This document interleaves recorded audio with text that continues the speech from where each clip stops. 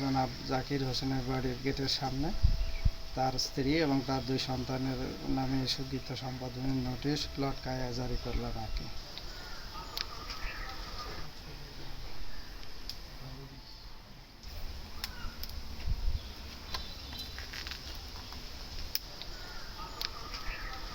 আওয়ামী লীগের সাবেক এমপি জনাব জাকির হোসেনের স্ত্রী তার 2 সন্তানের নামে সম্পদ বিবরণী নোটিশ জারি করার জন্য লটকায় টাঙানোর জন্য আমাকে আদেশ করা হয় আর কি।